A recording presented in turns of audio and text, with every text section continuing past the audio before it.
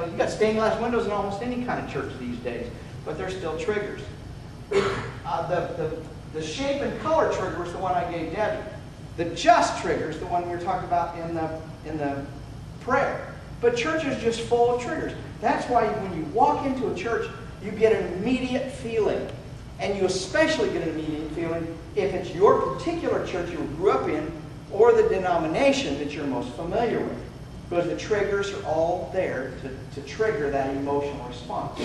Open you up so you can get infected or get a booster shot so you won't go out and become a Muslim or a Catholic or whatever else you shouldn't be being. So let's talk about vectors. And bow before this guy, practically. Here's another vector focused on about the family. He's focused on his particular God virus. Do you think he's too concerned about Muslim families? He is not concerned about atheist families. He's really concerned, very concerned about a Baptist who marries an atheist. He's not concerned about that family except they get divorced as fast as possible. Even though he hates divorce. He would look the other way in that kind of a situation. Here's another vector. Ed Haggard. And we have a Recovering from Religion group. Jim Allen started it in Colorado Springs. So I have an inside story in Colorado Springs. You know, Ted Haggard left Colorado Springs and went and started selling insurance down in Phoenix. Well, I got on good authority that he snuck back in Colorado Springs, bought a house, and started a church in his basement. Yeah. He is cured, I'm happy to report. 4 fundamentalist ministers prayed over him for 6 weeks, and he is cured of homosexuality. Praise the Lord. I don't know if they cured his methamphetamine addiction, but they did cure his homosexuality. Isn't that amazing? So, why are vectors protected? This guy was protected. People knew he was doing bad things, wrong things, immoral things, or whatever, and they didn't say anything about it. Why has the Catholic Church protected priests in Ireland and the United States for 50, 100,000 years, 2,000 years probably? Because vectors are very expensive to develop. This fellow was bringing millions of dollars and thousands of members into the evangelical movement. He was president of the North American Evangelical Association. That's how powerful he was. You don't just throw this guy out. You don't just throw a priest out because he molested a few kids. I mean, you just transfer him to the next parish. And in Ireland, when they run out of parishes, they transfer them to the United States. Did you read that in the report? This report that came out a couple months ago? That's what they were doing. It takes 8 years to develop a priest.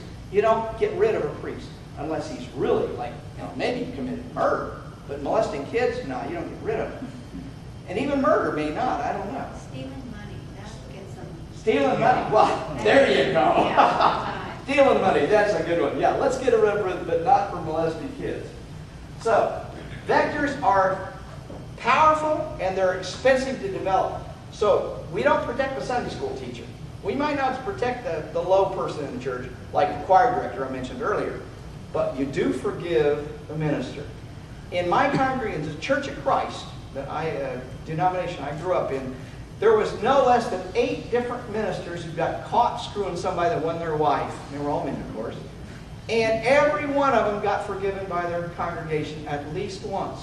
One got forgiven 3 times. He wasn't fired. He was the most successful in the biggest church in Wichita, Kansas, until he was caught the 4th time. They finally fired him there.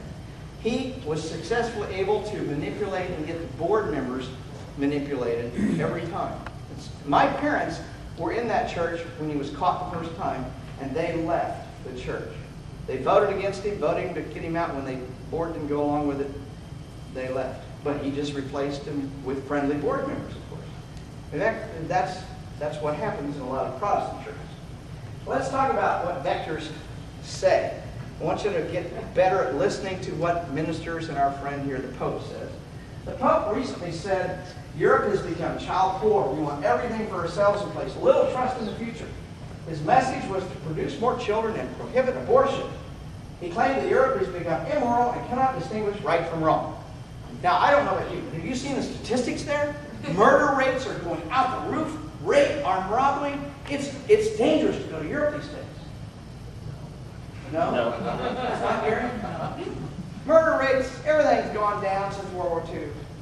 So, in my definition, So what's he talking about? In my definition, a society would be immoral if it has a high He's in trouble. Now, you and I know, Jason was talking about earlier about that law. January 1st. I don't know if you knew that. So I'm taking donations from my bail money. So far, they haven't arrested anybody for it, but I could be the first. Who knows? Yeah. Jesus, from Muhammad, a whole list of people, Richard Dawkins, and nobody's been arrested for it yet. So they're kind of in their face about it. All right, they're making a statement.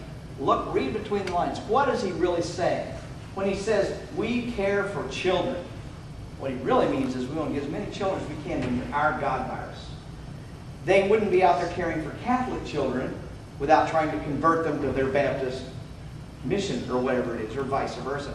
Look at what groups are saying about all the good they're doing in Haiti. Well, what they're doing down there is passing out a lot of Bibles. They're not drilling wells or rebuilding houses near as fast as they're trying to build churches. Watch and read between the lines. So let's look at the guilt cycle. This will help us understand a whole lot of behavior. The guilt cycle started out when you were really young. You put your hand in the cookie jar. You ate the cookie. Your mom said, you're not supposed to do that before supper time. She slaps your hand. So you learn a little lesson. Don't eat the cookie before supper.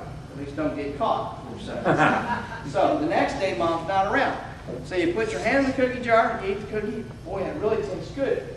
But you got a little twinge. And that twinge we call guilt. Twinge is something that's expressed through something we call cognitive dissonance in psychology. Here's the rule. You violated the rule. The dissonance creates something that's expressed in the form of guilt. So we've all got it. We learned it from our parents. Well, it starts as tension. Boy, that cookie sure tasted good yesterday. I eat it, then I feel guilty. And it's a cycle. Tension, behavior, guilt. Tension, behavior, guilt. A very simple cycle. We've all experienced it. We experience it almost every day in some fashion. Now, religion comes along and says, we're going to teach you what to be guilty of. You know, don't eat pork. Eat fish on Fridays. Always do something special for Lent. Don't masturbate. Don't have sex before marriage. We're going to teach you all these things that are wrong for you to do. And then, oh, by the way, we'll find a way to forgive you when you feel guilty as hell about doing it. So, isn't that nice? They teach you what to feel guilty of, and then they forgive you for it. It's the perfect scam. Now, the reason it's a scam is because you feel guilty. You were raised a Catholic, so you know masturbation is wrong. You know having sex before marriage is wrong. You do it anyway. I mean, we're normal. We're human beings, most of us anyway. And you engage in eating that pork. You were born a Jew or whatever, and you feel guilty about it. Well, where are you going to go? I don't know too many Jews that feel guilty about eating pork and then go confess to the Catholic priest. Do you know any of those? I don't know. I don't know too many Baptists who have sex before marriage and then go to confess to the Catholic priest. I don't know any Catholics that go and talk to the Baptist minister about masturbating.